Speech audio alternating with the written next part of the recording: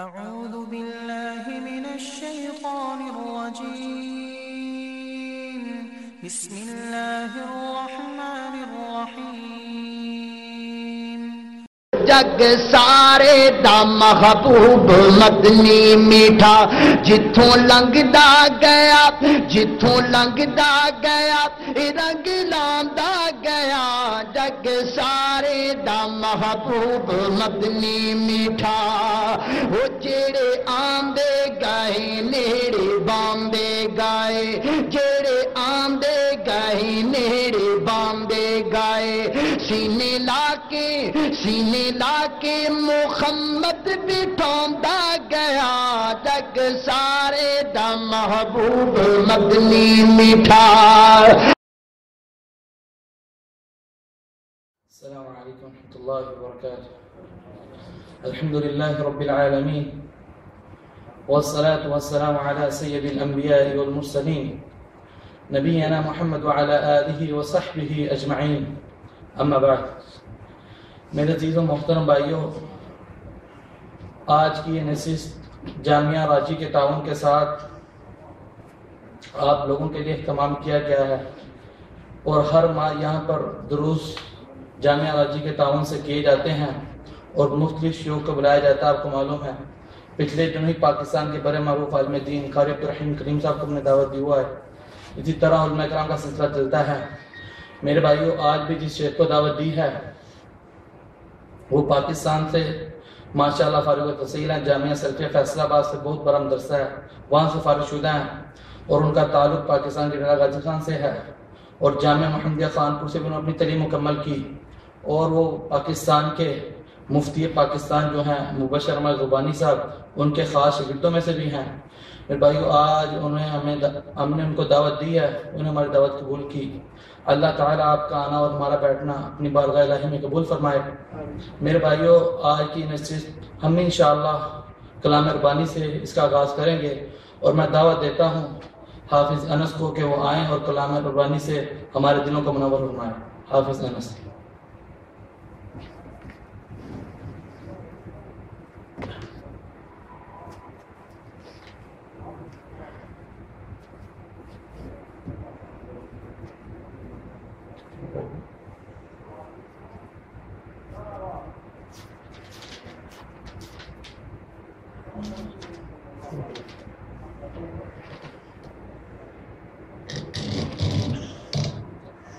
أعوذ بالله من الشيطان الرجيم بسم الله الرحمن الرحيم لقد صدق الله رسوله الرؤيا بالحق لتدخلن المسجد الحرام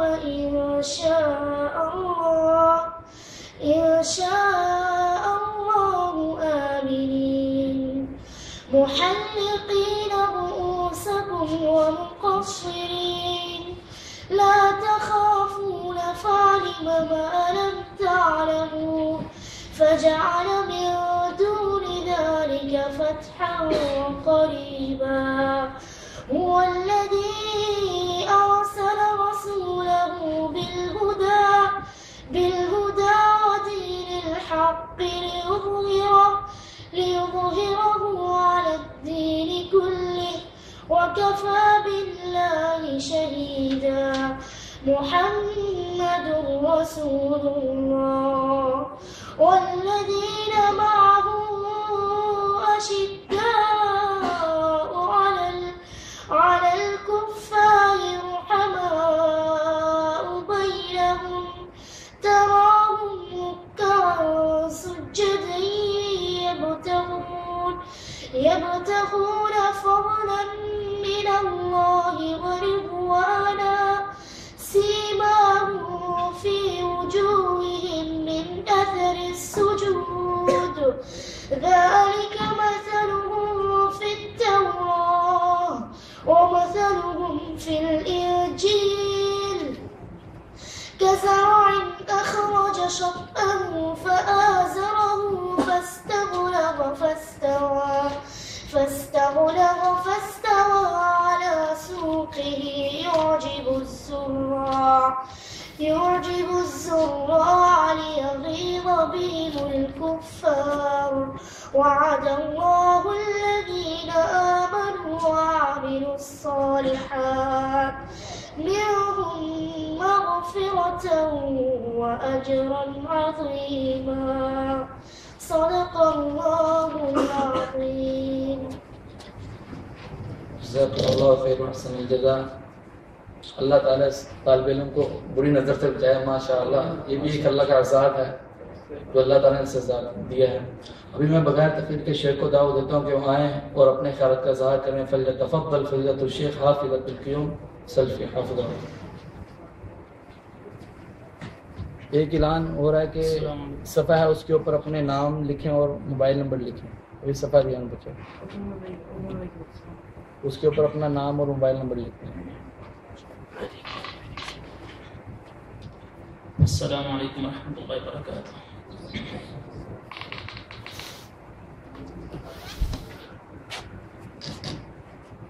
الحمد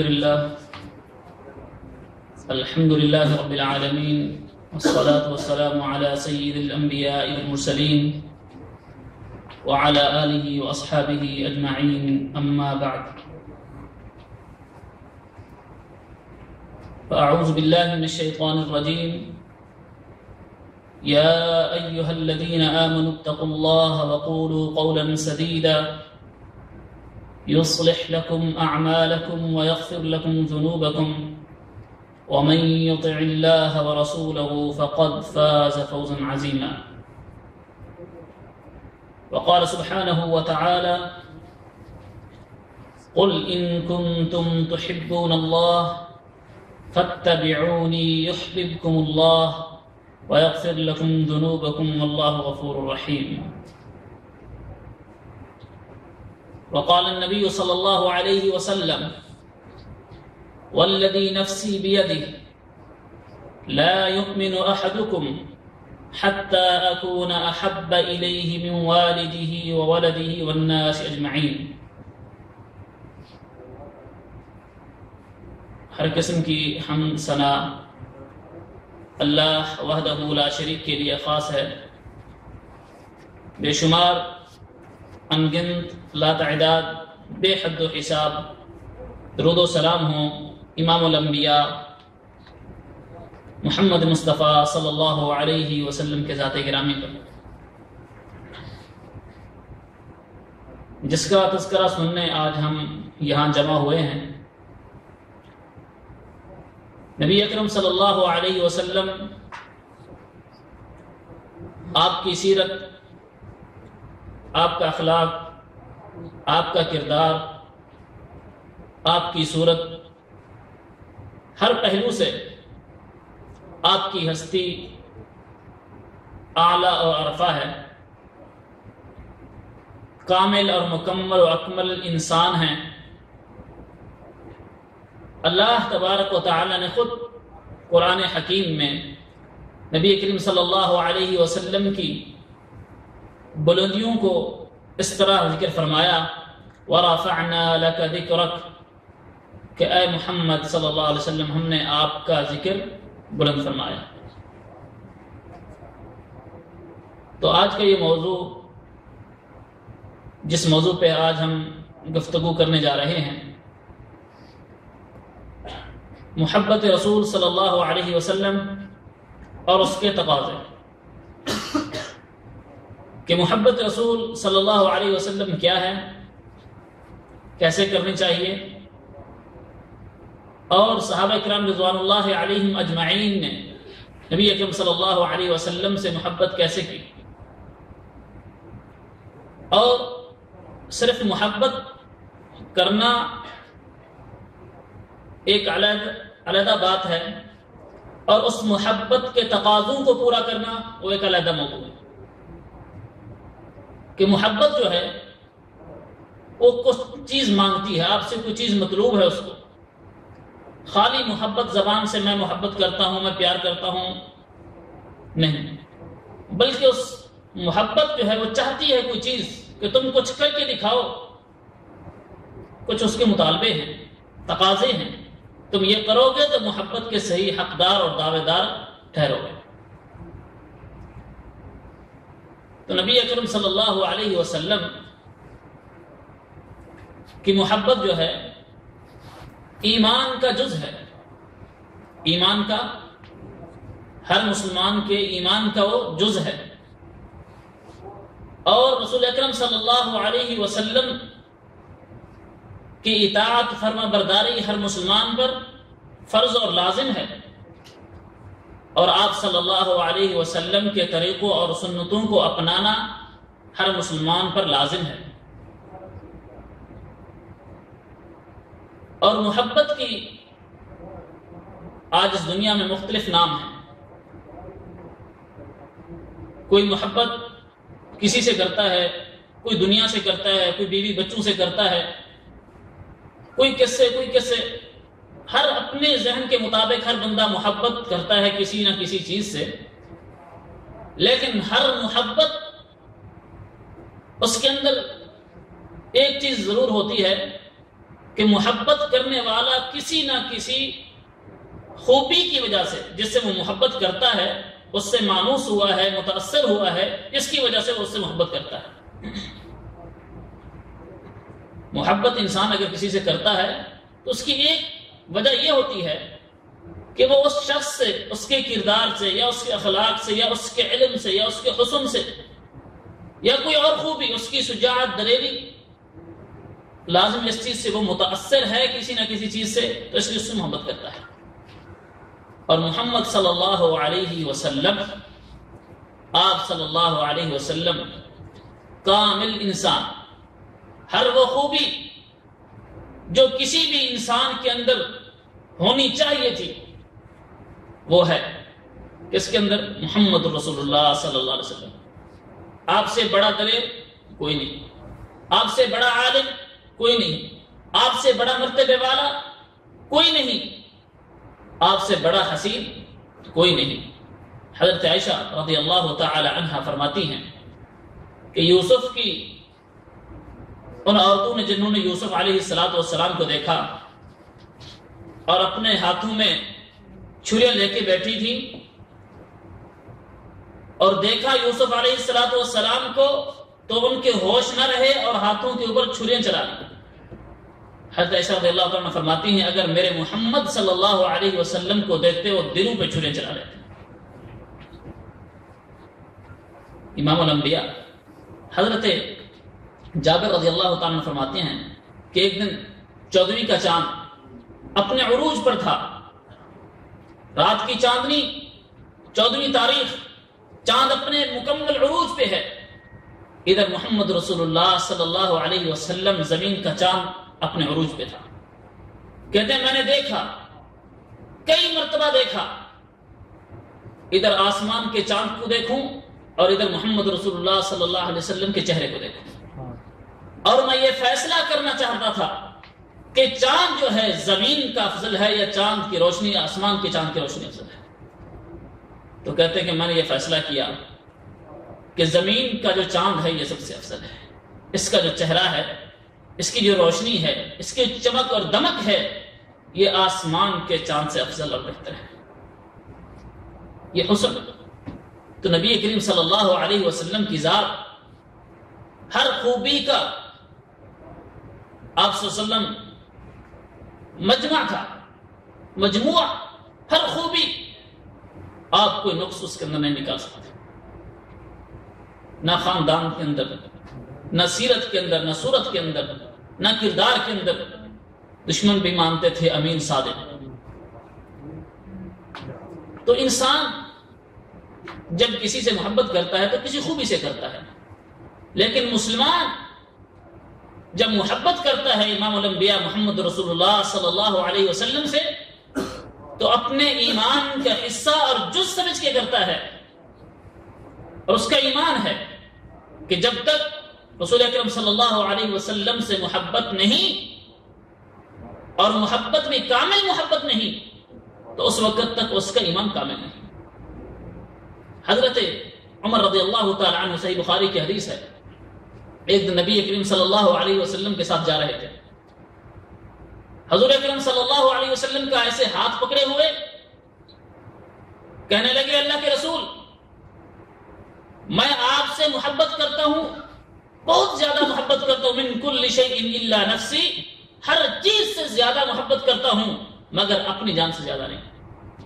نبی کریم صلی اللہ علیہ وسلم نے فرمایا اللہ اے عمر نے ایسے بات نہیں بنے گی، فوالذی نفسی بیدی، اللہ کی قسم ہے جس کے ہاتھ میں میری جان ہے، جس کے قبضہ قدرت میں میری جان ہے، اس کی میں قسم اٹھا کے کہتا ہوں اس وقت تک تم مومن ہی نہیں، اس وقت تک کوئی شخص مومن ہی نہیں جب تک اپنی جان سے بھی زیادہ محمد رسول اللہ صلی اللہ علیہ وسلم سے محبت نہ کرے۔ اور یہ عمر کا ذہن تھا کہ یہ بات سنتے ہی فوراً کہنے لگے اللہ کے رسول الان، اب میں اپنی جان سے بھی زیادہ آپ سے محبت کرتا ہوں۔ نبی کریم صلی اللہ علیہ وسلم نے فرمایا الان، ہاں اب بات بنی ہے، اب صحیح مومن اور کامل ایمان والے۔ تو یہ محبت جو ہے ایمان کا جز ہے، اور ایمان کامل ہی نہیں اس آدمی کا جب تک محمد رسول اللہ صلی اللہ علیہ وسلم سے ہر چیز سے زیادہ، اللہ کے بعد ہر چیز سے زیادہ محبت رسول اکرم صلی اللہ علیہ وسلم سے نہیں کرتا۔ ایک حدیث میں رسول اکرم صلی اللہ علیہ وسلم نے نشانی بتائی ایمان کی لذت والی کہ 3 علامات ایسی ہیں جس انسان کے اندر وہ پائی جائیں گویا کہ اس انسان نے ایمان کی لذت چکھی، ایمان کا ذائقہ چکھا، ایمان کا مٹھاس اس کو پہنچا۔ ثلاث من كن فيه وجد حلاوة الإيمان وطعمه أن يكون الله ورسوله أحب إليه مما سواهما، کہ سب سے پہلی چیز کہ اللہ اور اس کے رسول کی محبت پوری دنیا کے محبتوں سے اس غالب ہو۔ اللہ سے محبت اور اس کے رسول سے محبت انسان کو اتنی ہو کہ دنیا کی کوئی محبت اس کے اوپر غالب نہ آ سکے۔ ایمان کی نشانی، ایمان کے مٹھاس اور ذائقے کی یہ علامت نبی صلی اللہ علیہ وسلم۔ تو میرے بھائی رسول اکرم صلی اللہ علیہ وسلم کی ایک حدیث ہے، فرمایا فوالذی نفسی بیدہ لا یؤمن احدکم حتی اکون احب الیہ من والدہ وولدہ والناس اجمعین۔ اللہ کی قسم ہے، اس ذات کی قسم جس کے قبضہ قدرت میں میری جان ہے، اس وقت تک تم مومن نہیں ہو سکتے جب تک تم اپنے والدین سے زیادہ، اپنی اولاد سے زیادہ، والناس اجمعین، اور پوری دنیا کے لوگوں سے زیادہ مجھ سے محبت نہ کرو، اس وقت تک مومن نہیں بن سکتے۔ قسم اٹھا کے رسول اکرم صلی اللہ علیہ وسلم نے یہ بات بیان کی، صحیح بخاری اور مسلم کے حدیث سے۔ تو آئیے ذرا میں اس حدیث کی تھوڑی سی تشریح ایک لفظ پہ کرتا ہوں کہ صحابہ کرام رضوان اللہ علیہم اجمعین نے اس حدیث پر عملی نمونہ کیسے پیش کیا، عملی نمونہ کہ اپنے والدین سے کتنی محبت تھی اور رسول اللہ صلی اللہ علیہ وسلم سے کتنی محبت کی، بچوں سے کیسے محبت تھی، لوگوں سے کیسے محبت تھی، اور رسول اکرم صلی اللہ علیہ وسلم سے انہوں نے کیسے محبت کی۔ غزوہ بدر کا ایک واقعہ آتا ہے، حضرت عبیدہ بن جراح رضی اللہ تعالی عنہ، جس کو نبی کریم صلی اللہ علیہ وسلم نے امین الامت کا لقب دیا، یہ امین الامت کا لقب کو اٹھانے والا صحابی میدان بدر میں اپنی شجاعت اور دلیری کے کارنامے دکھا رہا ہے، اور ہوتا کیا ہے کہ سامنے باپ آ جاتا ہے، باپ مشرکین کے ساتھ، بیٹا مسلمانوں کے صف میں، باپ سامنے، تلوار کے سامنے باپ آ جاتا ہے، پہلو بدل دیتے ہیں، تھوڑا سائڈ پہ ہو جاتے ہیں، باپ کا چھوڑ دیا۔ پھر اسی طرح یہ کارنامہ بھی دکھا رہے ہیں کہ دیکھتے ہیں، پھر دوبارہ باپ سامنے آ گیا، پھر پہلو بدل لیا، تیسری مرتبہ پھر باپ سامنے آیا۔ ابو عبیدہ بن جراح رضی اللہ تعالی عنہ نے اپنی تلوار کو بلند کیا اور اس کے جسم پر مارا، اس جسم کو لاش کے 2 ٹکڑوں کے اندر تقسیم کر کے رکھ دیا، اور بدر کی زمین نے دیکھا، آسمان گواہ ہے اس بات پر کہ جو لاش زمین پر گری ہے وہ ابو عبیدہ کے سگا بابا کی لاش تھی، سگے والد کی لاش۔ اسلام اور محمد رسول اللہ صلی اللہ علیہ وسلم سے محبت کرنے والے یہ کہ اگر محبت کے درمیان، اسلام کے درمیان اگر باپ بھی آڑے آ جاتا ہے تو وہ نہ دیکھتے ہیں کہ یہ باپ ہے یا بیٹا ہے. کتنی محبت باپ سے. آپ اندازہ لگا سکتے ہیں اس چیز کا کہ کون ہے ایسا شخص جو باپ سے اتنی محبت کرتا ہو.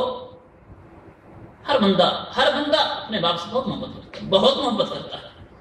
لیکن یہ اسلام ہے کہ جب محمد رسول اللہ صلی اللہ علیہ وسلم کی محبت کی باری آئی تو باپ جدا ہو گیا، باپ کی لاش کو نیچے گرا دیا. اور اسی طرح ایک اور واقعہ آتا ہے غزوہ احد کے اندر، مشہور واقعہ ہے. ایک صحابیہ نے اس غزوے کے اندر اس کا باپ شریک ہوا، اس کا خامد شریک ہوا، اس کا بیٹا شریک ہوا. غزوہ احد، باپ، خامد اور بیٹا نبی کریم صلی اللہ علیہ وسلم کے ساتھ اس غزوے میں شریک ہوئے. کچھ دیر کے بعد یہ صحابیہ مدینہ کے راستے پہ کھڑی ہو جاتی ہے اور ہر آنے والے سے پوچھتی ہے کہ مجھے خبر دو کہ محمد رسول اللہ صلی اللہ علیہ وسلم کا کیا معنی، کیا حال ہے، آپ صلی اللہ علیہ وسلم کیسے ہیں. ایک آنے والے نے بتایا کہ رسول اکرم صلی اللہ علیہ وسلم کے بارے میں تو معلوم نہیں، لیکن یہ خبر ہے کہ تیرا باپ جو ہے وہ شہید ہو گیا ہے. کہنے لگی میں نے باپ کا نہیں پوچھا، مجھے یہ بتاؤ کہ رسول اکرم صلی اللہ علیہ وسلم کی حالت کیسی ہے، آپ کیسے ہیں، آپ کی خیریت مطلوب ہے مجھے. دوسرا آنے والا آیا، اس سے پوچھا، اس نے کہا مجھے تو نہیں پتا، لیکن اتنا پتا ہے کہ تمہارا خامد جو ہے وہ شہید ہو گیا ہے. پہلے نے آ کے باپ کی خبر دی، دوسرے نے آ کے یہ خبر دی کہ خامد شہید ہو گیا. کہنے لگی کوئی پرواہ نہیں، مجھے اتنا بتاؤ کہ رسول اکرم صلی اللہ علیہ وسلم کی حالت کیسی ہے. تیسرا آنے والا آتا ہے، اس سے سوال کرتی ہیں کہ مجھے یہ بتاؤ رسول اکرم صلی اللہ علیہ وسلم کی حالت کیسی ہے. اس نے کہا یہ تو نہیں معلوم، لیکن اتنا پتا ہے کہ آپ کا بیٹا بھی شہید ہو چکا ہے. تو اس نے کہا کوئی پرواہ نہیں ان غموں کی. تو چوتھا جب آنے والا آیا، اس سے جب پوچھا کہ رسول اکرم صلی اللہ علیہ وسلم کی حالت کیسی ہے، تو اس نے جواب دیا بخیر، الحمدللہ، اللہ کی سلامتی ہو ان پر، امن و امان کے اندر ہیں، حالت خیر کے اندر ہیں، بہتر ہیں، کوئی نقصان نہیں. تو یہ صحابیہ فرماتی ہیں کہ واللہ اللہ کی قسم، اگر رسول اکرم صلی اللہ علیہ وسلم خیریت سے ہیں تو یہ سارے کے سارے غم محمد رسول اللہ صلی اللہ علیہ وسلم کی سلامتی کے سامنے کچھ بھی نہیں ہے. بیٹا، باپ، خامن، پوری دنیا اس کے سامنے، تو پوری دنیا سے نہیں لوٹا، کوئی بچا ہی نہیں اس کے لیے. لیکن محمد رسول اللہ صلی اللہ علیہ وسلم کی محبت کا یہ عالم ہے کہ باپ شہید، بیٹا شہید، خاوند شہید، لیکن پھر محمد صلی اللہ علیہ وسلم بخیر خلاص. میرے بھائی، یہ ہے محبت کا انداز. اس کو کہتے ہیں محبت رسول صلی اللہ علیہ وسلم. ہم آج زبانی دعوے کرتے ہیں، بڑی زوردار آواز سے نعرے لگاتے ہیں محبت رسول صلی اللہ علیہ وسلم کی، اور حقیقت یہ ہوتی ہے کہ رسول اکرم صلی اللہ علیہ وسلم کی محبت کے نعرے جتنی بلند آواز سے لگاتے ہیں اتنا ہی سب سے پیچھے ہوتے ہیں. آپ کی سنت پہ عمل نہیں کرتے، سنت پہ عمل، نمازیں نہیں پڑھتے، روزے نہیں رکھتے، اور سگریٹیں پیتے ہیں، تمباکو نوشی چل رہی ہے، نمازوں کے وقت کے اندر فلم ٹی وی چل رہی ہے، ہر چیز ہے. لیکن جب ربیع الاول آتا ہے تو یہ جناب باہر نکلتا ہے اور بڑے بلند دعوے اور بڑی بلند آواز میں یہ نعرے لگتے ہیں کہ ہم جیسا محبت رسول ہے ہی نہیں اس دنیا میں. میرے بھائی، محبت کرنی ہے تو آئیے صحابہ سے سیکھتے ہیں کہ محبت کیسے کرنی ہے. حضرت زید بن حارثہ رضی اللہ تعالیٰ عنہ کو مشہور واقعہ ہے اور بہت عبرت والا واقعہ. حضرت زید رضی اللہ تعالیٰ عنہ کو بچپن میں ڈاکو نے اغوا کیا تھا اپنی ماں کے خیمے سے، اس کی ماں کے خیمے سے. اغوا کر کے ایک منڈی میں جا کے بیچ دیا. وہاں سے پہنچتے پہنچاتے حضرت خدیجہ رضی اللہ تعالی عنہ کے پاس پہنچے. حضرت خدیجہ رضی اللہ تعالی عنہ نے نبی کریم صلی اللہ علیہ وسلم کو ہدیہ دیا. یہ غلام زید بن حارثہ رضی اللہ تعالی عنہ، تو یہ نبی کریم صلی اللہ علیہ وسلم کے پاس رہنے لگے. لیکن ادھر بات کا عالم یہ تھا کہ انہوں نے اپنے بیٹے کے غم میں پوری دنیا کی مٹی چھان ڈالی کہ ایک ایک کونے میں ڈھونڈا، جہاں تک اس کی پہنچ تھی، جہاں تک وہ جا سکتا تھا گیا کہ بیٹا میرا کہاں ہے. بیٹے کو ڈھونڈا، بڑا ڈھونڈا، نہ ملا، حتیٰ کہ اپنے آنکھیں گنوا بیٹھا، رو رو کے بینائی ختم ہو گئی. اس کے بعد اللہ کی قدرت کہ اسی بستی سے، اسی علاقے سے کچھ لوگ حج کے لیے آئے. یہاں حج کے لیے آئے تو دیکھا کہ زید بن حارثہ نبی کریم صلی اللہ علیہ وسلم کا غلام بنا ہوا ہے اور یہاں خدمت گزار ہے. تو انہوں نے پہچان لیا اور پوچھا کہ تو فلاں حارثہ کا بیٹا ہے زید؟ ہاں. میں کہا تیرا باپ تو تجھے ڈھونڈ ڈھونڈ کے تھک گیا، اس کی تو آنکھیں چلی گئیں، وہ غم میں اتنا نڈھال ہے کہ وہ سارا دن بس زید زید اس کی زبان پہ لگا رہتا ہے، اور تو یہاں. اور یہ قافلہ جب واپس گیا تو حارثہ کو جا کے خبر دی کہ تیرے بیٹے کو ہم نے دیکھا. میں کہا دیکھا؟ مجھے بتاؤ کہاں ہے. بڑے بے قراری سے انہوں نے پوچھا تو بتایا گیا کہ قریش کے قبیلے میں مکہ کے اندر رہتا ہے، اور ایک محمد صلی اللہ علیہ وسلم نامی ایک شخص ہے، اس کا غلام ہے، وہاں رہ رہا ہے. حضرت زید رضی اللہ تعالیٰ عنہ کا والد گرامی فوراً ہی لخت سفر باندھتے ہیں، سفر کی تیاری کرتے ہیں، اور ساتھ ہی ایک اپنے بھائی کو لیتے ہیں. زید کا چچا ہو گیا، اور فوراً اسی وقت سے سفر باندھتے ہیں قریش کی طرف، مکہ کی طرف، اور ساتھ بہت سا مال و دولت بھی لے لیتے ہیں. کیوں؟ کہ یہ جا کے فدیہ دیں گے، ہدیہ دیں گے رسول اکرم صلی اللہ علیہ وسلم کی خدمت میں، محمد صلی اللہ علیہ وسلم کی خدمت میں، کہ ہمارے بیٹے کو آزاد کر دو اور یہ جتنا مال و دولت تم مانگتے ہو لے لو. اونٹ پہ بڑا مال و دولت لے کے آ گئے، پوچھتے پچھاتے رسول اکرم صلی اللہ علیہ وسلم کے دربار میں یہاں حاضر ہوئے. آ کے دروازہ کھٹکھٹایا. نبی کریم صلی اللہ علیہ وسلم نے پوچھا جی. کہنے لگے ہمارا ایک بیٹا آپ کا غلام ہے، ہم اس کو واپس لینا چاہتے ہیں. سنا ہے آپ بڑے سخی ہیں، آپ بڑے رحم دل ہیں، آپ رحمت کے پیکر ہیں، ہمیں امید ہے انشاءاللہ آپ ہمارے ساتھ تعاون کریں گے. رسول اکرم صلی اللہ علیہ وسلم نے فرمایا بیٹھیے. جب بیٹھ گئے آپ صلی اللہ علیہ وسلم نے کہا، فرمایا کہ میں ایک بات کہتا ہوں، یہ بتائیے کہ جو بات میں آپ کو کرنے لگا ہوں اگر آپ کا اس پر اتفاق ہے تو زید آپ کو مل سکتا ہے. وہ بات یہ ہے کہ زید کو بلاتے ہیں اور آپ کا تعارف کراتے ہیں. اگر وہ آپ کو پہچان گیا کہ ہاں یہ میرا باپ ہے، یہ میرا چاچا ہے، اور اس کے بعد وہ یہ فیصلہ کرے گا خود کہ میں ان کے ساتھ جانا چاہتا ہوں، تو میری طرف سے کوئی ہدیہ نہیں، کوئی پیسے نہیں، کچھ بھی نہیں لوں گا، میری طرف سے وہ آزاد ہے. رسول اکرم صلی اللہ علیہ وسلم کی زبان سے جب یہ الفاظ سنے تو خوشی سے وہ تمتما اٹھے کہ ہاں یہ تو بہت ہی خوب، ایک بیٹا کئی سالوں سے گم ہو گیا، آج وہ اگر ملے گا تو ضرور باپ کو اپنے گلے لگائے گا، ضرور باپ کی طرف جائے گا. شدت سے انتظار میں حضرت زید رضی اللہ تعالیٰ عنہ کو نبی کریم صلی اللہ علیہ وسلم نے بلایا. آئے، آ کے بیٹھے. نبی کریم صلی اللہ علیہ وسلم نے پوچھا کہ یہ کون ہے؟ میں میرا باپ حارث ہے. فرمایا یہ میرا چاچا ہے. فرمایا ٹھیک ہے. نبی کریم صلی اللہ علیہ وسلم نے پوچھا اے زید، اب تو نے فیصلہ یہ کرنا ہے، اگر تم اپنے باپ اور چچا کی طرف، ماں باپ کی طرف جانا چاہتے ہو تو میری طرف سے تمہیں اجازت ہے، تم جاؤ. اگر تم میرے پاس رہنا چاہتے ہو تو یہ بھی تم قبول کر سکتے ہو.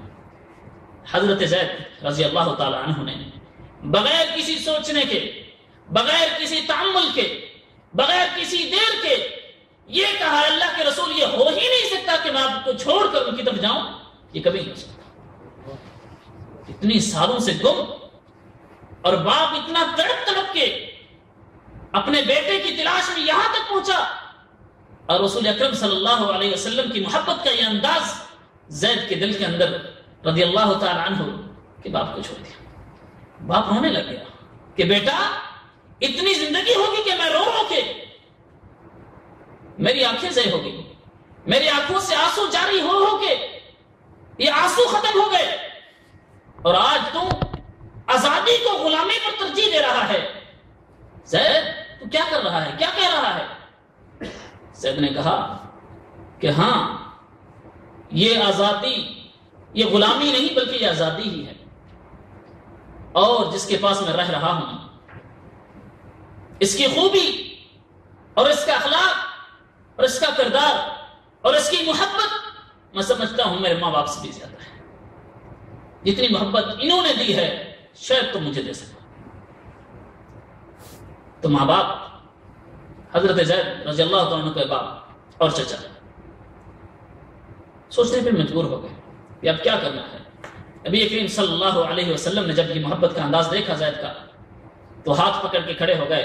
آپ صلی اللہ علیہ وسلم نے فرمایا زید اگر تم مجھ سے اتنی محبت کرتا ہے کہ اتنے سالوں سے بچھڑے ہوئے ماں باپ کو اگر تو چھوڑ سکتا ہے تو زید آج چلتے ہیں بیت اللہ کے اندر اور جا کے میں یہ کہتا ہوں کہ زید آج کے بعد میرا بیٹا ہے صلی اللہ علیہ وسلم۔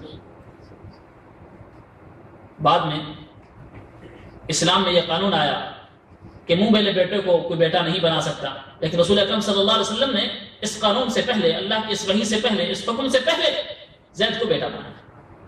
کیوں؟ کہ زید نے محبت ایسی کی تھی۔ تو یہ محبت کا انداز ہے، صحابہ سے محبت سیکھنی ہے۔ حضرت عمر رضی اللہ تعالیٰ عنہ کے دور خلافت میں 19 ہجری کا واقعہ ہے۔ حضرت عمر رضی اللہ تعالیٰ عنہ عبداللہ بن حذافہ رضی اللہ تعالیٰ عنہ کو قیصر بادشاہ کے پاس ایک وفد کے ساتھ بھیجتے ہیں۔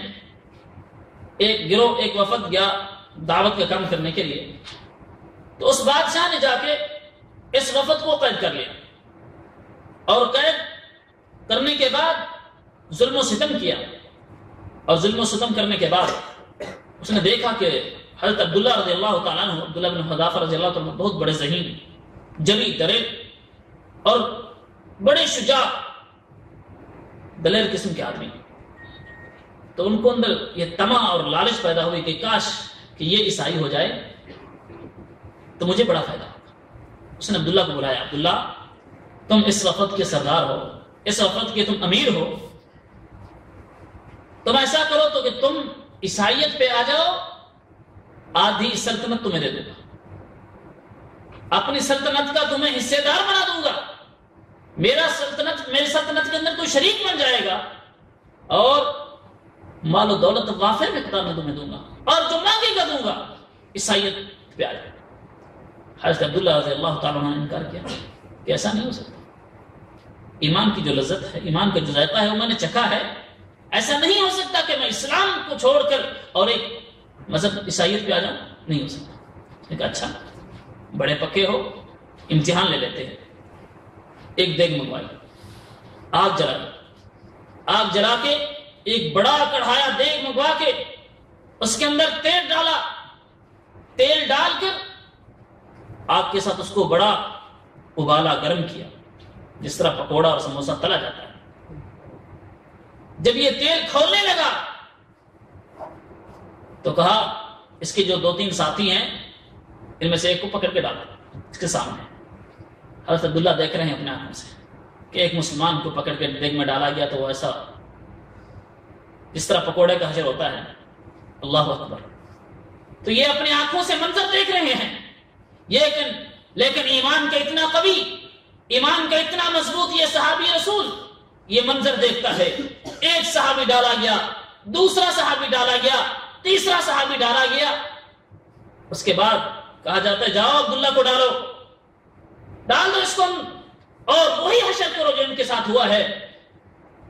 حضرت عبداللہ رضی اللہ تعالیٰ عنہ کو جب لے جایا جا رہا ہے، آنکھوں سے آنسو جاری ہو جاتے ہیں۔ بادشاہ دیکھ رہا ہے، آنسو جاری ہے، کہا روکو روکو اس کو، ہو سکتا ہے یہ ڈر گیا ہو سکتا ہے اس کی نیت بدل گئی ہو سکتا ہے اس کو اندر یہ خوف طاری ہو گیا ہو، روکو اس کو، واپس لے آؤ ذرا۔ حضرت عبداللہ رضی اللہ تعالیٰ کو واپس لایا گیا. پوچھا ہاں کیا ارادہ ہے؟ ارادہ بدل گیا؟ میں نہیں بدلا. نہیں ارادہ تو نہیں بدلا. فرمایا پھر رو کیوں رہے ہو؟ یہ آنسو کیوں جاری ہوئے؟ سبحان اللہ. ذرا دل پہ ہاتھ رکھ کے الفاظ سنو. فرمایا اللہ کی قسم ہے یہ آنسو اس لیے جاری ہوئے کہ میں اپنے دل میں یہ سوچ رہا ہوں کہ اللہ کی قسم یہ تو میری ایک جان ہے اور اس تیل اور آگ کے اوپر قربان ہو رہی ہے. اس کے اوپر جل کے خاک ہو کے پکوڑا بن جائے گی، ختم ہو جائے گی. اے اللہ تو مجھے 1000 جانیں دیتا، میں اس پر قربان کر کر کے تیرے دین اسلام کی خدمت کرتا. میری ایک جان جا رہی ہے، کاش کہ میرے پاس 1000 جانیں ہو. 1000 جانیں. میں اس لیے رو رہا ہوں کہ تو ایک جان ہے، میں کیا کروں؟ کاش کہ میرے پاس کئی جانیں ہوتی، میں ایسے قربان کرتا. یہ محبت، یہ انداز. آج ہمیں کانٹا چبھ جائے دین اسلام کی راہ میں، ہمیں تھوڑی سی تکلیف پہنچ جائے، ہمیں کسی ایسی مسجد میں جانا پڑے جہاں مکیف نہیں ہے، جہاں بجلی نہیں ہے، سپیکر نہیں ہے، ہم کہتے ہیں ہم درس ہی نہیں کرتے، یہاں تو مزے نہیں آئے گا، یہاں تو گرمی ہی اتنی ہے. دین اسلام، ہم کیا تکلیفیں برداشت کرتے ہیں؟ کیسی محبت ہے ہماری؟ یہ معیار ہے محبت کا؟ محبت سیکھنی ہے تو صحابہ سے سیکھو. اور صحابہ کرام رضوان اللہ علیہم اجمعین سے زیادہ رسول اکرم صلی اللہ علیہ وسلم سے اور دین اسلام سے محبت کرنے والا نہ کوئی ہے اور نہ کوئی جنا گیا اور نہ کوئی قیامت تک پیدا ہوگا. یہ ایمان ہے ہمارا کہ صحابہ کرام رضوان اللہ علیہم اجمعین نے کوئی ایسا طریقہ، کوئی ایسا عمل نہیں چھوڑا جس سے محبت رسول صلی اللہ علیہ وسلم واضح ہوتی ہو، آپ صلی اللہ علیہ وسلم سے محبت ہونے کا وہ انداز ہو اور صحابہ نے نہ اپنایا. کیسے کہتے ہو کہ صحابہ کرام رضوان اللہ علیہم اجمعین نے نبی کریم صلی اللہ علیہ وسلم کی کون سی عید منائی؟ آپ صلی اللہ علیہ وسلم کی زندگی کے اندر، نبوت کی زندگی میں 23 سال آپ صلی اللہ علیہ وسلم کی اس زندگی میں 23 سال آپ کا ولادت کا یوم آیا، دن آیا. کب خوشی منائی؟ حضرت ابو بکر صدیق رضی اللہ تعالی عنہ جس کی محبت کا یہ انداز ہے نبی کریم صلی اللہ علیہ وسلم کے ساتھ کہ غار پر جب چڑھے، آج بھی اگر آپ اس غار پہ جائیں، جدہ کے رہنے والوں، آج اگر اس غار پہ جاؤ 1.5 گھنٹہ لگتا ہے اس کے اوپر چڑھنے کے لیے ایک جوان آدمی کے لیے. اور ابو بکر صدیق رضی اللہ تعالی عنہ جس کی عمر اس وقت 40 سال سے بھی زیادہ تھی، نبی اکرم صلی اللہ علیہ وسلم کو اپنے کندھوں پر اٹھا کر اس غار کے اوپر پہنچایا اور سب سے پہلے غار کے اندر داخل ہوئے کہ کہیں کوئی موذی جانور اگر کوئی تکلیف دے، کوئی نقصان پہنچے تو ابو بکر کو پہنچے، صدیق رضی اللہ تعالی عنہ. تو یہ محبت کا انداز. آج اکیلے چڑھتے ہوئے 1.5 گھنٹہ لگتا ہے وہاں، تو نبی کریم صلی اللہ علیہ وسلم کو اٹھا کر 40 سال سے زیادہ عمر والا بندہ اور 40 سال سے زیادہ والا، سبحان اللہ، اتنے بوجھ کو اٹھا کر، یہ محبت کا انداز ہے.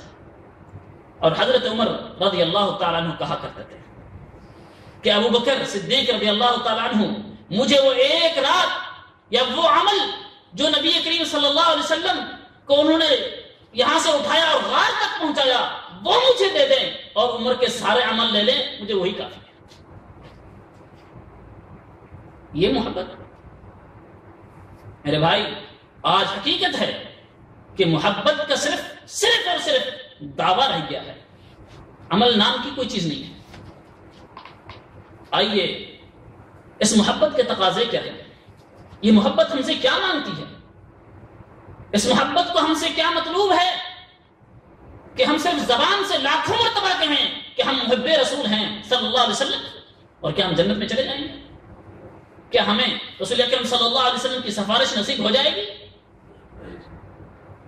میرے بھائی، محبت رسول صلی اللہ علیہ وسلم کا سب سے بڑا تقاضا جو ہے وہ ہے کہ تمہیں یہ چہرے بگاڑنے کا کس نے حکم دیا؟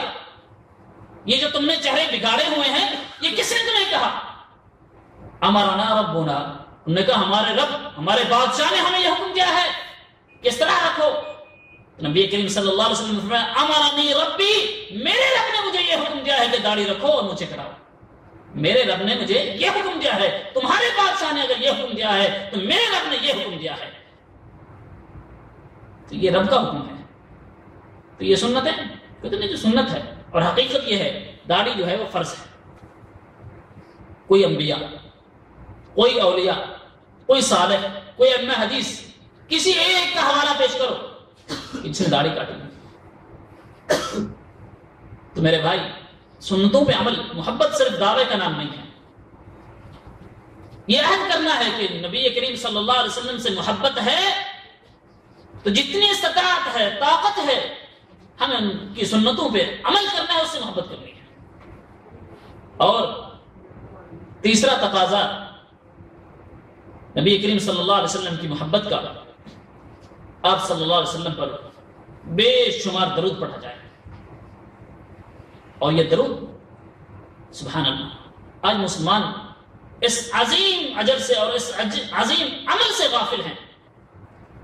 یہ وہ عمل ہے، خود اللہ احکم الحاکمین قرآن مجید کے اندر ارشاد فرماتے ہیں ان اللہ وملائکتہ یصلون علی النبی یا ایھا الذین آمنوا صلوا علیہ وسلموا تسلیما.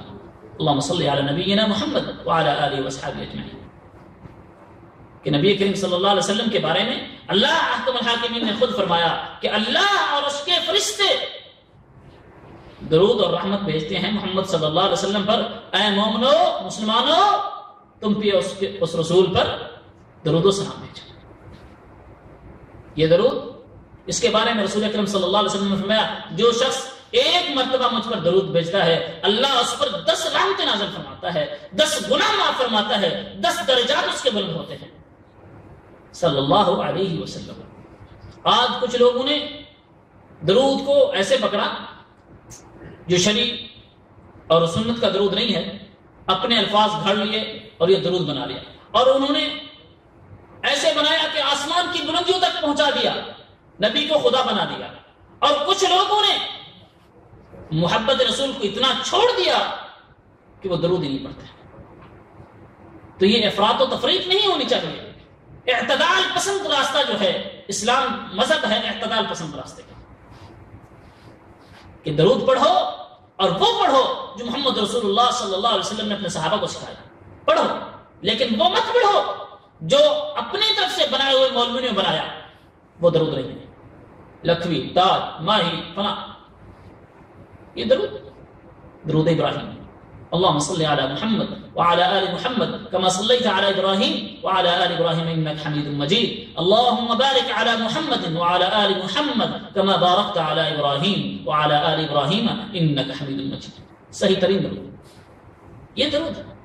اور یہ وہ درود ہے کہ جو تم دعا کرو گے اگر بغیر اس کے اندر درود نہیں ہے تو وہ دعا قبول نہیں ہے.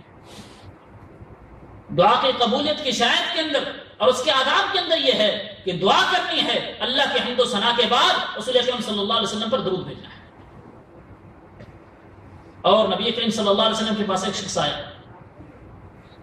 آ کر کہنے لگا اللہ کے رسول، میں دعا کرتا ہوں، دعا میں درود پڑھتا ہوں آپ کے لیے، لیکن یہ بتائیے کہ کتنا پڑھوں؟ نبی کریم صلی اللہ علیہ وسلم نے فرمایا کہ جتنا پڑھ لے. نے کہا میں ربع پڑھ لوں، یعنی کہ اگر 1 گھنٹہ دعا کرتا ہوں تو 15 منٹ درود. آپ نے فرمایا اس سے زیادہ کر لو تو اور بہتر ہے. اس نے کہا آدھا درود کر لو. آپ نے فرمایا اس سے زیادہ کر لو تو اور بہتر ہے. اس نے کہا 3 حصے کر لو، 45 منٹ درود اور صرف 15 منٹ دعا پڑھوں. آپ نے فرمایا اس سے بھی زیادہ کر لو تو اور بہتر ہے. اس نے کہا اللہ کے رسول میں ساری کی ساری دعا میں درود ہی پڑھوں گا. نبی کریم صلی اللہ علیہ وسلم نے فرمایا اذن یکفی، پھر تجھے یہ کفایت کر جائے گا، جو چیز تو نہیں مانگے گا وہ بھی ملے گی تجھے، اور کسی بھی غم کا تو محتاج نہیں، کوئی غم تجھے نہیں پہنچے. یہ درود کی فضیلت ہے. لیکن شرط یہی ہے کہ درود وہی جو محمد رسول اللہ صلی اللہ علیہ وسلم کی نبوت والی زبان سے جاری ہوا ہے وہ درود ہو. تو یہ درود ہے میرے بھائی. اور آخری تقاضا بہت سے ہیں. نبی کریم صلی اللہ علیہ وسلم سے محبت کا تقاضا، آل بیت سے محبت، صحابہ سے محبت، رسول اکرم صلی اللہ علیہ وسلم کی لائی ہوئی شریعت سے محبت، یہ سب محبت کا تقاضا ہے. لیکن ایک اہم تقاضا جو میں آخری یہاں بیان کرتا ہوں وہ ہے دفاع ناموس رسالت. نبی کریم صلی اللہ علیہ وسلم کی عزت، آبرو اور آپ صلی اللہ علیہ وسلم کے احترام پر اگر کوئی شخص یا کوئی بھی غلط الفاظ استعمال کرتا ہے، آپ صلی اللہ علیہ وسلم کی عزت و آبرو پر کیچڑ اچھالتا ہے، تو اس کا دفاع محمد رسول اللہ صلی اللہ علیہ وسلم کی محبت کا یہ تقاضا ہے کہ اس کا دفاع کیا جائے، اس کو روکا جائے، اس کے خلاف آواز اور بلند کی جائے. یہ محبت رسول کا تقاضا ہے. اور آج مسلمانوں کی غیرت سو گئی ہے. آپ نے پڑھا ہے، دیکھا ہے، سنا ہے، بڑا شور مچا تھا کہ رسول اکرم صلی اللہ علیہ وسلم کی سیرت پر اور آپ صلی اللہ علیہ وسلم کی صورت پر جو خاکے بنائے گئے تھے، اخباروں میں چھپے، ڈنمارک، ان ملکوں کے اندر. کیا ہوا؟ ہم نے شور مچایا، جلوس کیے، جلسے کیے، اپنا نقصان کیا، چپ ہو کے بیٹھے. تو یہ خاموش رہنے کا وقت نہیں تھا. اور اگر محبت رسول سچی ہے، اس محبت کو اور اس دفاع کو ہمیشہ ہمیشہ اپنے دلوں میں تابندہ اور زندہ رکھنا ہے کہ کبھی بھی نبی کریم صلی اللہ علیہ وسلم کی ذات کے اوپر، آپ صلی اللہ علیہ وسلم کے دین کے اوپر، آپ صلی اللہ علیہ وسلم کی سیرت اور صورت کے اوپر اگر کوئی شخص کیچڑ اچھالتا ہے، نازیبا الفاظ استعمال کرتا ہے، تو اس کا دفاع کرنا ہم پر فرض بنتا ہے. اور یہ دفاع رسول اکرم صلی اللہ علیہ وسلم کے زمانے سے لے کر آپ کے صحابہ کرام رضوان اللہ علیہم اجمعین کے دور سے لے کر آخر تک موجود رہا ہے. انسانوں نے بہت دفاع کیا. نبی کریم صلی اللہ علیہ وسلم کی ذات کا، آپ کی سیرت کا، آپ کی صورت کا دفاع، جنہوں نے نازیبا الفاظ استعمال کیے، اس کا دفاع انسانوں نے بہت کیا. کسی کو قتل، کسی کو واصل جہنم کیا. لیکن میں آپ کو ایک واقعہ سناتا ہوں. یہ واقعہ ابن حجر رحمۃ اللہ علیہ اپنے کتاب کے اندر لکھتے ہیں کہ ایک ہلاکو خان کے دور کے اندر ایک قوم تھی، منگلو قوم. اس کا ایک سردار عیسائی ہو گیا. اس کا ایک سردار عیسائی بنا جب، تو عیسائی پادری نے اس کی حوصلہ افزائی کے لیے ایک محفل منعقد کی.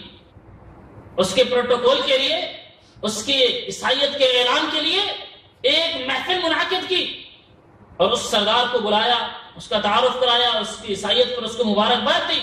اور اس کے بعد اس پادری نے رسول اکرم صلی اللہ علیہ وسلم کی ذات پر کیچڑ اچھالا، نازیبا الفاظ استعمال کیے. تو قریب ایک کتا بندھا ہوا تھا، ایک جانور، ایک کتا بندھا ہوا تھا. جو ہی اس کی زبان سے امام الانبیاء محمد رسول اللہ صلی اللہ علیہ وسلم کے بارے کے اندر غلط الفاظ استعمال ہوئے، نکلے، تو وہ کتے نے ایسے جھپٹ کر اس کے اوپر حملہ کیا کہ وہ زخمی ہوا اور لوگوں نے اس کو چھڑایا. پھر کہنے والے نے ایک ساتھ کھڑے ہوकर کہا کہ یہ کتے نے اس لیے حملہ کیا کہ تو نے محمد صلی اللہ علیہ وسلم کی ذات پر حملہ کیا، اس کی سیرت پر، صورت پر حملہ کیا، نازیبا الفاظ استعمال کیے تو نے. کہنے لگا نہیں، میں اصل میں تقریر میں اشارے کر رہا تھا، اس لیے یہ کتا بڑا خوددار ہے، اشارے کر رہا تھا، میں میرے اشارے کو دیکھ کر یہ سمجھا کہ مجھے مار رہا ہے، اس لیے مجھ پر جھپٹا ہے. اور یہ کہہ کر اس نے تقریر دوبارہ شروع کر دی اور دوبارہ وہی اٹھی. نبی کریم صلی اللہ علیہ وسلم کے ساتھ آپ صلی اللہ علیہ وسلم کی سیرت پر کیچڑ. تو کتے کو جب باندھ دیا گیا تھا اور اللہ نے اس جانور سے کیا واقعہ رونما فرمایا کہ وہ کتا اپنی زنجیر، اپنے مرثے توڑوا کر اور شیر کی طرح چست لگا کر ایسے اس کے اوپر حملہ آور ہوا کہ اس کی اس گردن پر آ کر اپنے وہ نکیلے دانت لگائے اور اس کو وہیں ہلا کر واصل جہنم کر دیا. یہ کون؟ ایک جانور. دفاع کیا کس کا؟ محمد رسول اللہ صلی اللہ علیہ وسلم کی ناموس کا، آپ صلی اللہ علیہ وسلم کی رسالت کا. یہ اور آج ہم انسان پیچھے رہ گئے. ہمیں حقیقت ہے یہ سوچنا چاہیے کہ ہم صرف دعویٰ کرتے ہیں زبان سے. واللہ اللہ کی قسم اس وقت تک کوئی شخص صحیح کامل مومن اور ایماندار نہیں ہو سکتا جب تک محبت رسول کے ساتھ اس کے تقاضوں پر وہ عمل نہیں کرتا. صرف محبت رسول زبان سے نہیں، ان کے تقاضوں کو پورا کرنا ہے. جس طرح نماز کے لیے شرائط ہیں تو محمد رسول اللہ صلی اللہ علیہ وسلم کی محبت کے لیے تقاضے ہیں، ان کو پورا کرنا ہے. پھر انسان صحیح سچا پکا مسلمان اور کامل مومن کہلاتا ہے. وقت وقت ہوا تو ہے اللہ احکم الحاکمین سے اللہ ہم سب کو قرآن و سنت پر عمل کرنے کی توفیق عطا فرمائے. اللہ تبارک و تعالی ہم سب کو رسول اکرم صلی اللہ علیہ وسلم سے سچی محبت عطا فرمائے اور رسول اکرم صلی اللہ علیہ وسلم کے بتائے ہوئے طریقے سنتوں کو اپنانے کی توفیق عطا فرمائے. اور اللہ احکم الحاکمین اپنے پاک پیغمبر صلی اللہ علیہ وسلم کی سیرت پر عمل کرنے کی توفیق عطا فرمائے. سبحان ربک رب العزت عما یصفون وسلام علی المرسلین والحمد للہ رب العالمین.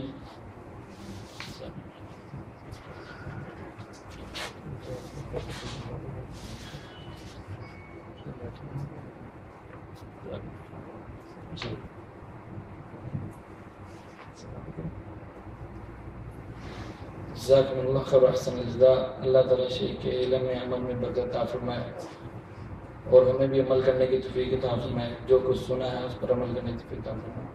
بس کھانا آنے والا ہے، تقریباً 10 منٹ میں کھانا آ جائے گا. کسی بھائی نے کوئی سوال کرنا تو سوال کر سکتا ہے.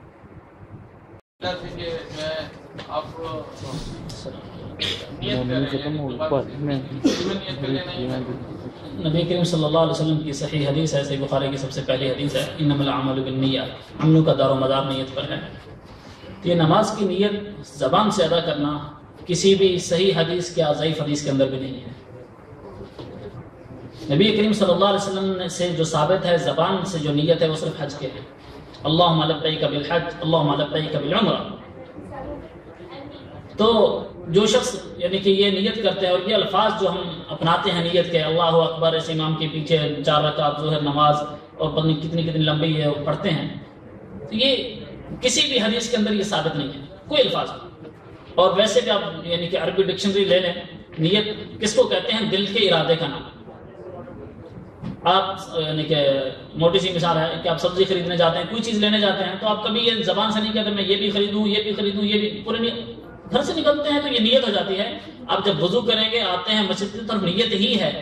بہرحال یہ ہے کہ جب آپ نماز کے لیے کھڑے ہوں تو بڑے خشوع خضوع سے اور دل کو اور دماغ کو حاضر کر کے آپ اللہ تعالیٰ کی بارگاہ میں آئے ہیں اور آ کے خشوع و خضوع کے ساتھ نماز پڑھیں. لیکن زبان سے نیت ادا کرنا یہ کسی بھی صحیح حدیث کے اندر موجود نہیں ہے. جیسے ہم سنت ادا کر رہے ہیں، فرض ادا کر رہے ہیں، یہ تو نیت نہیں، زبان سے دل میں ہے فرض ہے اور اللہ تعالیٰ کو معلوم ہے کہ یہ فرض پڑھ رہا ہے، فرض کے لیے آیا ہے، سنتے پڑھ رہے ہیں تو سنتے کے لیے آیا ہے. تو اللہ عالم الغیب علیم بذات الصدور ہیں. لیکن جس چیز کے نبی صلی اللہ علیہ وسلم نے ہمیں چیز بتائی ہے کہ یہ اللہم لبیک بالعمرہ، کہ زبان سے نیت کرنی ہے عمرے کی حج کی، ہم کرتے ہیں. تو جس چیز کے نہیں بتائی تو ہم اپنی طرف سے کیوں ایک قدم کیا ایک لفظ ایک لمحہ بھی ہم آگے نہیں جا سکتے. تو اس کی ہمیں کوئی ضرورت نہیں ہے کہ ہم سنت کے خلاف جو ہے یہ کوئی ایسا عمل کریں. جو ننگے سر نماز پڑھتے ہیں نبی کریم صلی اللہ علیہ وسلم سے نبی کریم صلی اللہ علیہ وسلم سے یہ ثابت ہے اور صحابہ رضوان اللہ علیہم اجمعین ایک صحابی تھے کہ نماز پڑھانے کے لیے آگے جب امام حاضر ہوئے تو انہوں نے اپنا رومال اور پگڑی اتار کے رکھ دیا، نماز پڑھا رہے ہیں. تو نماز کے بعد کسی نے پوچھا کہ حضرت آپ نے یہ نماز پڑھائی اور یہ رومال وغیرہ یہ چیز پگڑی اتار کے رکھی، تو انہوں نے کہا کہ میں ان بے وقوفوں کو یہ بتانا چاہتا ہوں کہ بغیر سر ٹوپی کے یا بغیر رومال وغیرہ کی نماز ہو جاتی ہے، لیکن افضل یہی ہے کہ سر کے اوپر کوئی چیز ہو اور جو ہے آپ بڑے خشوع خضوع کے ساتھ سر ڈھانپ کے اچھے طریقے کے ساتھ خضوع زینتکم عند کل مسجد، کہ مسجد میں آؤ تو زینت اور اچھے بن شن کے آؤ، اللہ کے دربار پہ آ رہے ہو تو جتنا خوبصورت اور جتنا اچھا آپ بن سکتے ہیں بن کے آؤ نماز کے لیے. لیکن اگر کسی کے پاس ٹوپی یا رومال وغیرہ نہیں ہے تو جناب کسی دوسرے سے ٹوپی مانگ لے، یا جس طرح ہمارے مسجد میں پڑی ہوتی ہیں ٹوپی اور ربڑ کی یا اس کی کھجور کی اس کی بنی ہوئی، تو وہ اٹھا کے جب سر پہ رکھ لے تو یہ مناسب نہیں ہے.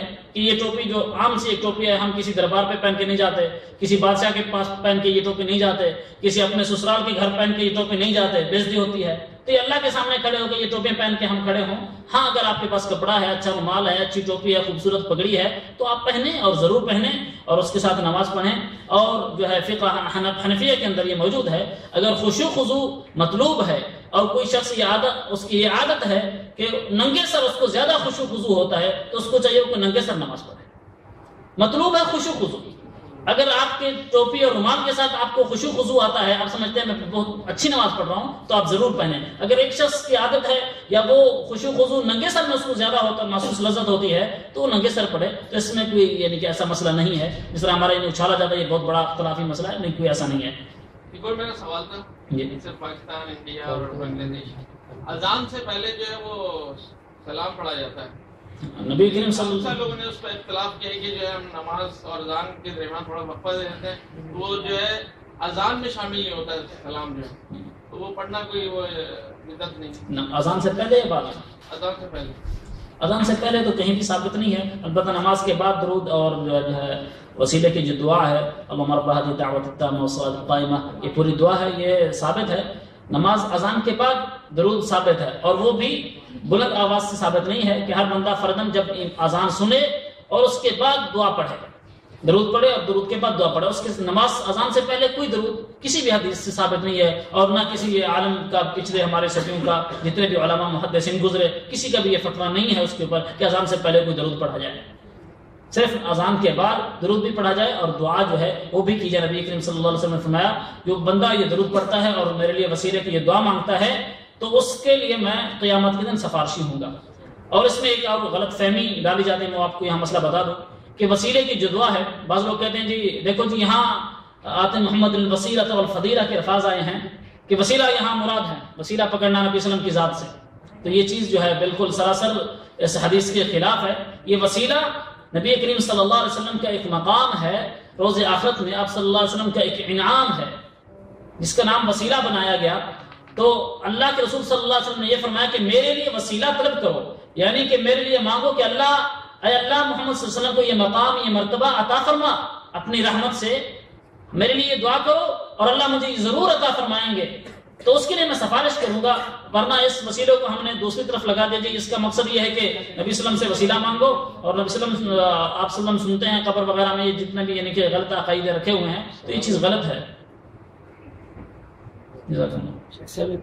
دو سوال ہے. پہلا ہے کہ کوئی عزیز جب فوت ہو جاتا ہے تو بعض کو ہمیں یہ کہا جاتا ہے کہ بھائی ان کے نام کا عمرہ کر لیں یا ہم جائیں، تو اس میں یہ ہے کہ جب آدمی عمرہ کرنے جائے تو کیا ارادتاً کیا کہے، یا اس کا نام لے، طواف ہو یہ عمرہ. یہ عمرے کے بارے میں جو ہے نا علماء کا دو پہلو ہیں کہ عمرہ خالی عمرہ ہوتا ہے کسی فوت شدگان کے لیے یا نہیں ہوتا. حج تو نبی کریم صلی اللہ علیہ وسلم سے سنت سے ثابت ہے، حج ہوتا ہے کسی کے آپ کر سکتے ہیں خصوصاً اپنے قریبی رشتہ داروں والدین سے. لیکن عمرے کے بارے میں علماء کے دو یعنی کہ قول ہے اس میں کہ ایک شیخ یعنی کچھ شیخ کہتے ہیں کہ عمرہ ہو جاتا ہے اور اس کے لیے نیت ہے اللہم عمرۃ عن فلان یا عن زید عن بکر، کسی بھی کا نام لے کے یعنی کہ عمرہ کرنا. لیکن دوسرے شیخ یعنی کہ شیوخ کہتے ہیں کہ عمرہ نہیں ہوتا کیونکہ اکیلا عمرہ کسی بھی صحابہ سے ثابت نہیں ہے کہ انہوں نے اپنے کسی بھی فوت شدگان کے لیے عمرہ کیا ہو.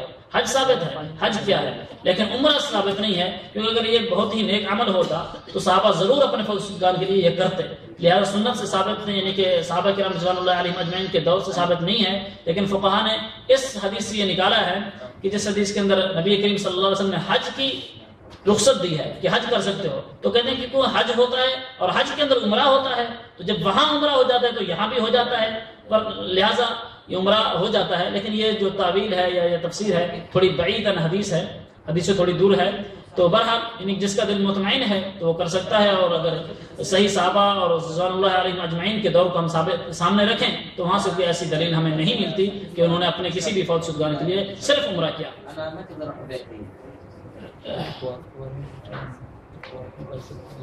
جب عمرہ نہیں کرتے یہ سوال کا جواب مکمل ہونا تو میں نے شیخ نے پوچھا طواف میں بھی جب عمرہ نہیں کر سکتے تو طواف تو کسی کے لیے بھی نہیں کر سکتے. اور طواف کے بارے میں نبی کریم صلی اللہ علیہ وسلم فرمایا یہ نماز کی طرح ہی ہے، بس اس کے اندر بولنے کی ضرورت ہے. اور جب نماز کسی کے لیے نہیں پڑھ سکتے تو طواف بھی کسی کے لیے نہیں کر سکتے. جو ساتھی کے ہیں وہ کہتے ہیں ہم نے والدین کے نام پہ کیا ہے، اپنے فلانے کے نام پہ طواف. ہاں جی فوت شدگان کا. 70 کے بارے میں اگر آج میرا 70 آج کل عموماً دیکھیں اسکولوں میں یا پینٹ یا ایسے لباس پہنے جاتے ہیں، آئے شریف میں اس کا کیا حکم ہے؟ سطر کے بارے میں آج جتنے لباس آئے ہوئے ہیں اسکول وغیرہ میں، سکول وغیرہ میں بچے پڑھتے ہیں، جیسے ہم کام پہ جاتے ہیں وہ پینٹ شرٹ پہن کے جاتے ہیں. پینٹ شرٹ پہننا کوئی اتنا بڑا گناہ نہیں ہے، ٹھیک ہے، لیکن اچھا ہے کہ انسان کھلا ڈھلا لباس پہنے. اور جو رسول اکرم صلی اللہ علیہ وسلم کی ذات اور آپ صلی اللہ علیہ وسلم کے صحابہ سے جو لباس ثابت ہے وہ پہنے. کرتا ہے، توپ ہے، کھلا ڈھلا لباس ہے، ٹھیک ہے. اور جس طرح ہمارے پاکستانی، انڈین اور بنگلہ دیش کا لباس ہے، اچھا ہے اور کھلا ڈھلا لباس ہے، اس میں کوئی تنگی اور وہ نہیں ہے. اگر کوئی شخص یعنی کہ بامر مجبوری یا وہ یعنی کہ ویسے پہن لیتا ہے ایسا لباس، ٹھیک ہے، تو اس میں ہے کوئی حرج نہیں ہے. لیکن اتنا چست جو بالکل بدن کو تنگ کر دے اور وضو وغیرہ کے ٹائم بازو بھی اوپر نہ آئے اور وہ ٹخنوں سے اوپر شلوار نہ کر سکے، ٹھیک ہے، اور رکوع کرے تو پیچھے سے اس کی پیٹھ نظر آئے، ٹھیک ہے، اور رکوع اور سجدہ صحیح نہیں کر سکتا. جب جس کی پینٹ وغیرہ شرٹ جو ہے نا وہ تنگ ہوتی ہے تو وہ رکوع وغیرہ سجدہ صحیح نہیں کر سکتا. تو یہ چیز اگر اس کے اندر ہے تو وہ بالکل غلط ہے. تو بالکل صحیح یعنی کہ اگر کھلا کھلا لباس اور پینٹ شرٹ کھلی ہو وہ بھی اور ٹخنوں سے اوپر ہو تو پہن سکتا ہے، اس میں کوئی حرج نہیں ہے. اس میں میرا سوال تھا نماز کے حوالے سے کہ جب ہم نماز کے لیے کھڑے ہوتے ہیں امام کے پیچھے تو ثنا پڑھتے ہیں اور پھر امام جو ہے پھر سورہ فاتحہ شروع کر دیتے ہیں، تو وہ مقتدی کو مجھے پڑھنا چاہیے یا ثنا پڑھ کے خاموش ہو جانا چاہیے؟ مقتدی کے لیے سورۃ الفاتحہ لازمی ہے.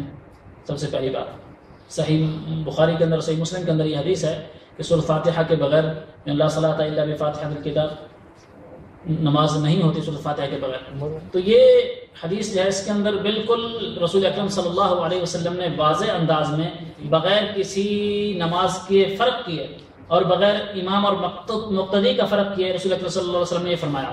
اور صحیح مسلم کے اندر ہے حضرت ابو ہریرہ رضی اللہ تعالی عنہ سے یہ پوچھا گیا کہ لو کنا وراء الامام، اگر ہم امام کے پیچھے ہوں تو سورۃ الفاتحہ پڑھیں یا نہ پڑھیں؟ امام کے پیچھے ہوں تو سورۃ الفاتحہ پڑھیں یا نہ پڑھیں؟ تو حضرت ابو ہریرہ رضی اللہ تعالی عنہ نے فرمایا کہ اقرا بہا فی نفسک، اس کو اپنے دل میں پڑھو.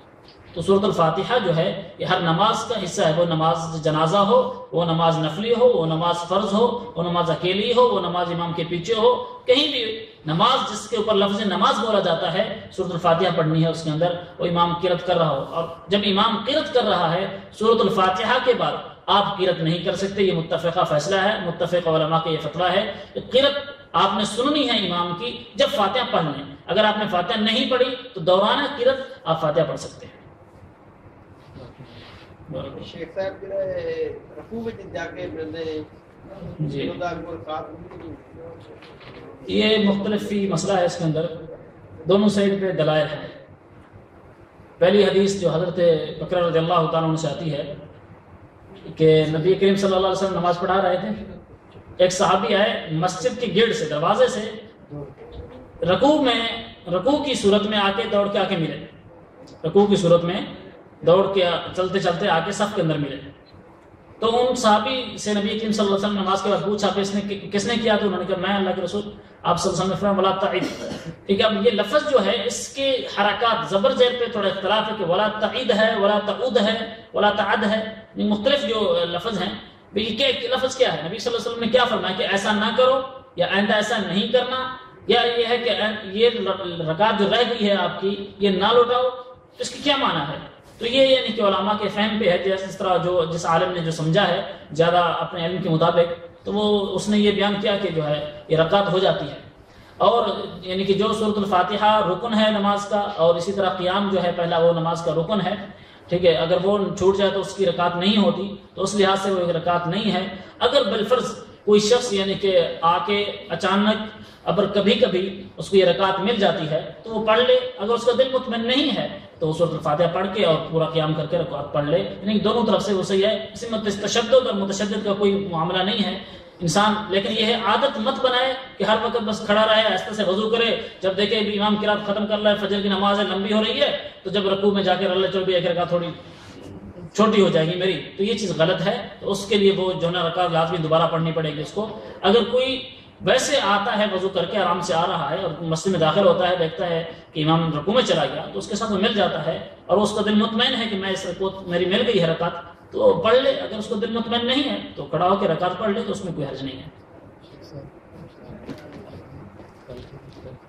کل انشاءاللہ درس ہوگا، اور وہ درس ہوگا انشاءاللہ عید میلاد النبی کی شرح حیثیت. انشاءاللہ تمام بھائیوں سے شرکت کی اپیل ہے. اچھا یہ تھوڑا سا شیخ صاحب کی طرف سے انعام جو ہے جی تو جی سجدے کی کیفیت کیسی ہے؟ پہلے ہاتھ میں گھٹنے رکھیں گے، اس کے بارے میں تھوڑا بتائیں ذرا۔ اس میں بھی جو یہ حدیث ہے یہ واضح الفاظ جو ہے نا وہ نہیں یعنی کہ نبی کریم صلی اللہ علیہ وسلم سے جو حدیث ہے کہ ایک تو جانور کی طرح مت بیٹھو یا اونٹ کی طرح جو ہے نا مت سجدے میں جاؤ، تو اس میں علماء نے لکھے اونٹ کیسے بیٹھتا ہے یعنی کیسے ہے، پر دونوں صورتیں جو ہے نا یہ یعنی کہ فقہی مسائل ہیں، فروعی مسائل اس کو بولا جاتا ہے، تو اس میں کوئی نہ گناہ کا شبہ ہے اور نہ کوئی ایسا یعنی کہ عمل ہے، ٹھیک ہے۔ جو چیز سنت سے ثابت ہے مثلا رفع الیدین ہے، ٹھیک ہے، سینے پہ ہاتھ باندھنا ہے، اور سورۃ الفاتحہ ہے، آمین بالجہر ہے، بلند آواز سے آمین کرنا، یہ واضح دلائل اور کھلم کھلا ان کی حدیثیں ملتی ہیں، اس میں کسی قسم کا یعنی کہ اختلاف نہیں ہے، ٹھیک ہے، خامخواہ یعنی کہ ایسا بندہ اختلاف بنایا گیا ہے۔ لیکن یہ جو چیزیں ہیں مثلا اتحیات کے اندر انگلی ہلانا ہے اور کب تک ہلانا ہے اور کب ہلانا ہے، اس کو کہتے ہیں فروعی مسائل، ٹھیک ہے۔ آپ کو یعنی کہ جس طرح جس کے بندے کے علم ہے جس کو وہ اتنا اپنا اس پہ عمل کر سکتا ہے، لیکن ایک چیز جب واضح حدیث کے اندر آئی ہے اس پر ہم نے عمل کرنا ہے، اور جو چیز واضح نہیں ہے جس طرح جو عالم نے جس اپنے علم کے مطابق جو تشریح کی ہے تو وہ اس کو مانے، اور اس پر کوئی اس کے سختی اور زیادہ پکڑ اس کو انشاءاللہ نہیں ہوگی، اللہ تعالیٰ اس کے معافی کرنے والا ہے۔